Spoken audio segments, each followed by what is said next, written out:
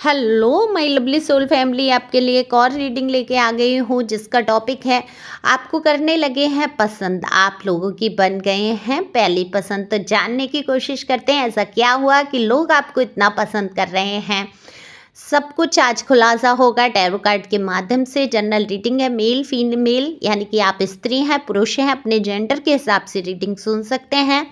Energy का कोई gender नहीं होता है। दिए हुए नंबर पे आप संपर्क कर सकते हैं पर्सनल रीडिंग के लिए। ये व्हाट्सएप नंबर है। और देखो, पर्सनल रीडिंग फ्री नहीं है। प्लीज़ मुझसे ना कहें कि रीडिंग फ्री कर दीजिए, कुछ बता दीजिए, ट्रायल दे दीजिए, ऐसा नहीं होता है। कार्ड निकलते हैं, आपकी एनर्जी फीस लगती ही लगती है। आप पहली बार आए हैं चैनल पे तो फटाफट से लाइक शेयर सब्सक्राइब कमेंट्स कर सकते हैं, जिससे कि आपकी बहुत सारी एनर्जी मुझ तक आए और रीडिंग, अगली रीडिंग हो सकता है आपसे रेजोनेट कर जाए। तो देखो, नंबर ऊपर दिया है छोटा छोटा सा, अगर बहुत आवश्यकता हो तभी रीडिंग कराएं, क्योंकि रीडिंग फ्री नहीं है। यूट्यूब पर रीडिंग फ्री है, आप सुन सकते हैं। अब क्योंकि ये जनरल रीडिंग होती है तो हर किसी के लिए नहीं है। जितना आपसे रेजोनेट हो जाए वो रीडिंग आपकी। तो बात करते हैं लोगों की पहली पसंद आप कैसे बन गए। देखो, आपके अंदर कोई ऐसी ऐसी बुराइयां तो है नहीं कि आप बहुत ज़्यादा किसी चीज़ की आपको लत है, अल्कोहल सिगरेट शराब या गलत संगति, ऐसा कुछ आपके साथ है नहीं। आप एक आध्यात्मिक व्यक्ति यहाँ पर मुझे दिख रहे हैं जिसको अध्यात्म में रुचि है। देखो, एक धार्मिक व्यक्ति अलग होता है, आप धार्मिक भी हैं। धार्मिक तो हम सभी पैदा होते हैं अपने धर्म का, अपने कल्चर का, जो भी मतलब हमारी जो भी मान्यताएं हैं उनको तो सभी मानते हैं। एक दीपक जलाना है या आरती करनी है, आज इस चीज़ का व्रत है, आज ये त्योहार है, आज वो है, तो ये कल्चर तो सभी मानते हैं। तो लगभग सभी, हर इंसान धार्मिक ही पैदा होता है।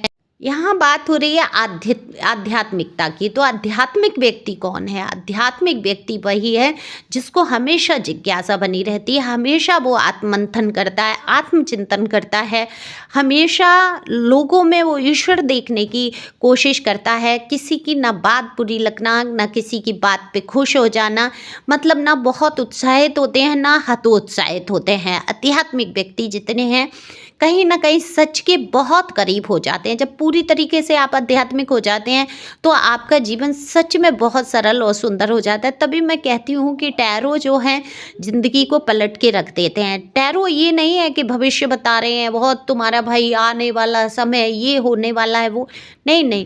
टैरो एक समय सीमा का भविष्य बता सकते हैं, यानी कि 6 मंथ से लेके 1 साल की एनर्जी ही आपकी पिक होती है। बाकी आपको गाइडेंस बहुत अच्छी मिलती है। आप एक अध्यात्म से जुड़ते हैं, एक सच्चाई को जीवन की जानते हैं। आप ये तुरंत तुरंत जो चीज़ें हो जाती हैं ना इंस्टेंट वाली, इन चीज़ों को समझ पाते हैं कि ये क्यों हैं, कैसे हैं, नहीं करना है या करना है। कई सारी चीज़ों से आप बाहर आ पाते हैं जब आप आध्यात्मिक व्यक्ति हो जाते हैं। तो आप में से कितने ही ना लोग यहाँ पर मुझे आध्यात्मिक दिख रहे हैं जिनका जीवन एकदम सरल और बड़ा ही खूबसूरत है। जब आप आध्यात्मिक व्यक्ति बन जाते हैं, अपनी आत्मा से जुड़ाव और लगाव करने लगते हैं, जब हर व्यक्ति में आपको परमात्मा नज़र आता है तो लोग क्यों नहीं आपको पसंद करेंगे। तो आप करते हैं सभी से प्यार, सभी का करते हैं सम्मान, किसी से अपशब्द ना बोलना, ना किसी से अपशब्द सुनने की गुंजाइश भी नहीं है आपको। देखो, आप ऐसा नहीं कह रही हूँ कि आप बौखला जाते हैं, कोई उल्टा सीधा बोलते। अब आपने बहुत कुछ सहना सीख लिया है, आपने उन शब्दों को पचाना सीख लिया है। अगर ये आप आध्यात्मिक नहीं होते, आप टैरो पर नहीं आते, आप सुनते ही नहीं, कहीं ना कहीं गॉड की ब्लेसिंग होती है तब आप टैरो सुन पाते हैं।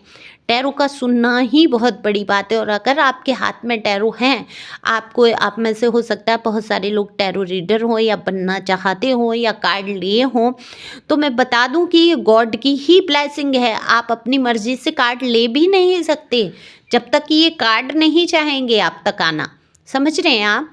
तो इस बात पे याद आया, अगर किसी को कोर्स करना है टैरो का तो मुझसे कर सकते हैं, एडवांस बेसिक दोनों ही।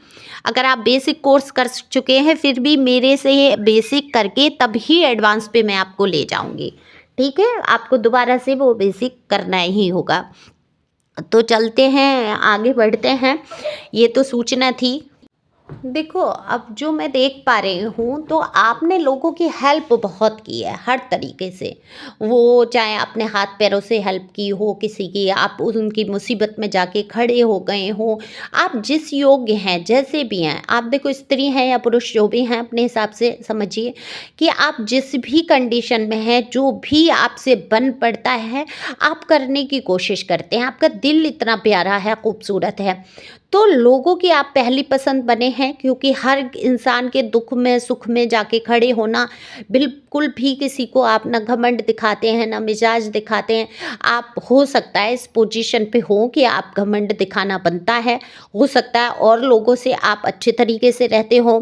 कुछ लोग इसकी वजह से जलन और चिढ़न भी करते हैं आपसे कि आप इतने अच्छे से क्यों रहते हैं, आप इतने शांत स्वभाव में क्यों रहते हैं। क्योंकि आज की दुनिया में जो जितनी मार काट हाय तो वह मची पड़ी है, जो एक जरा सा कोहनी भी किसी की किसी से टकरा जाए तो वहाँ सिर फोड़ दें, लोग मर्डर कर दें, वहाँ उस पोजीशन में आप शांति से धैर्य से काम लेते हैं। अगर कोई कोई चार शब्द उल्टे बोल भी देता है तो बड़े ही आराम से तसल्ली से आपका जवाब देना, तो तौर तरीके आपके बहुत अच्छे हैं। तो आप लोगों की पसंद बनी ही जाएंगे, नेचुरल है वहाँ पर।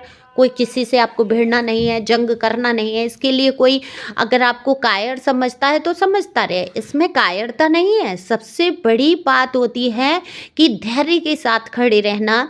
जब आप शांत हो जाते हैं, धैर्य के साथ चलते हैं, तो आप कायर नहीं हैं। दरअसल सबसे ज़्यादा मजबूत आप इंसान हैं, जो अपने क्रोध पे नियंत्रण कर लेते हैं, अपनी भाषा पर नियंत्रण कर लेते हैं। गुस्सा तो सबको आता है ना। इंसान बौखलाहट में कितना ही कुछ बोल जाता है, फिर बाद में चाहे वो पछतावा रह जाए कि अरे ये हमने क्या कर दिया। तो ऐसे लोग पछतावा करते हैं, आपके साथ अब्यूजिंग हुई है, आपको गुस्सा दिखाया गया है, आपको घमंड दिखाया गया है, आपने वो कष्ट उठाए हैं जीवन के, जिनमें शायद आम आम लोगों का, आम जो अमूमन बिल्कुल साधारण तौर पे जो लोग जी रहे हैं, शायद वो नहीं जी पाते। वहाँ पर आप अगर उस कंडीशन में, उस मेंटल हेल्थ में आप होते, आपको एंजाइटी हुई है। एंजाइटी आप सभी समझते हैं। शायद मैं कहती हूँ जीवन में एक बार एंजाइटी हर इंसान को होना चाहिए, जिससे कि सच्चाई आपके सामने आ पाती है, दुनिया को आप आत्मचिंतन करके समझ पाते हैं, देख पाते हैं। ठीक है, उसकी वजह से आपको परेशानी होती है। एंजाइटी से तो कोई भी गुजर सकता है, मैं भी गुजरी, और कहीं ना कहीं खुद को हील कर रही हूँ या किया है मैंने। तो जब जीवन में बड़े बड़े मुद्दे आ जाते हैं, बड़ी बड़ी घटनाएं हो जाती हैं, इंसान फंस जाता है, यानी कि चिंता फिक्र में हो ही जाती है। लेकिन चिंता फिक्र अगर हम ईश्वर पे छोड़ देते हैं, हम जानते हैं, हम स्वीकार करने लगते हैं अपनी कमियों को, अपनी परेशानियों को। एक बार बस स्वीकार करना होता है आपको कि हाँ, आप एंजाइटी में हैं, हाँ, आप इस मेंटल हेल्थ से गुजर रहे हैं, जहाँ भावनाओं की कद्र नहीं हुई है, जहाँ आपको समझा नहीं गया है, आपकी भावनाएं आहत हुई हैं, है ना। तो साइकोलॉजिकल आप पे इफेक्ट पड़ता ही पड़ता है, उसको आप रोक नहीं सकते। फिर क्या होता है, आपकी बॉडी जितने भी टिश्यू हैं, जितनी भी आपके विटामिन्स हैं, जितने भी, मैं साइंस तो नहीं आती मुझे, मैं एक बात कह रही हूँ, वो सारी कार्य कहाँ करने लगते हैं कि इस दुख से कैसे निपटा जाए। फिर आपके शरीर पे इफ़ेक्ट पड़ना शुरू होता है। तो आप दुख से निपटना जान चुके हैं, आपने धैर्य धारण कर लिया है, और इसीलिए आपको लोग बहुत पसंद कर रहे हैं, क्योंकि आप किसी से लड़ते झगड़ते नहीं हैं। कोई मुद्दा आ जाता है, बड़ी ही तसल्ली से समझा के, समझौते करते हुए आगे बढ़ते हैं। बहुत सारे लोग आपकी बातों से हीलिंग महसूस करते हैं, आपसे बात करना उनको पसंद आता है। आप किसी के नज़दीक खड़े हो जाते हैं, वहाँ पर एक हीलिंग प्रक्रिया शुरू हो जाती है। तो ये एक आध्यात्मिक व्यक्ति की पहचान होती है, समझ रहे हैं। अगर आपकी जाने से, आपकी उपस्थिति से माहौल खुशनुमा हो रहा है, बहुत ज़्यादा परेशान व्यक्ति को तसल्ली मिल रही है, तो आप समझ जाओ कि आप हीलर हो, कुदरती ईश्वर ने आपको चुना है हीलिंग के लिए।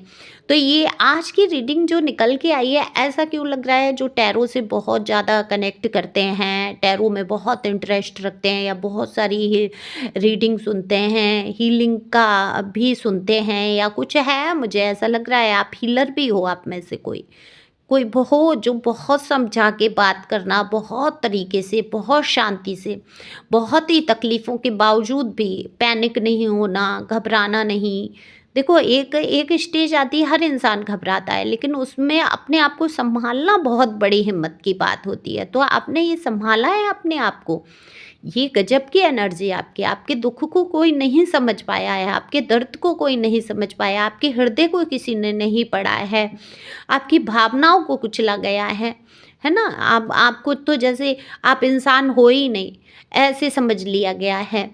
लेकिन उन परिस्थितियों से जब आपने अपने आप को उबारा है, ईश्वर परमात्मा को समर्पित किया है, सुपुर्द कर दिया है, तो अब ईश्वर ही जाने ऐसी परिस्थिति में आप फँस चुके हैं कि आपने सोच लिया है कि अब मेरे परमपिता परमेश्वर ही जानेंगे क्या होगा मेरे जीवन का, और जो होगा मेरे अच्छे के लिए होगा। तो ये जो वाइब्रेशन होती है ना कि जो होगा मेरे अच्छे के लिए होगा, ये वाइब्रेशन में रहना चाहिए इंसान को, हिम्मत नहीं हारनी चाहिए। तो लोग आपको पसंद करते हैं आपके पहनावे ओढ़ने से, आपकी ड्रेसिंग सेंस कमाल का है, आपकी बातचीत करने का तरीका कमाल का है।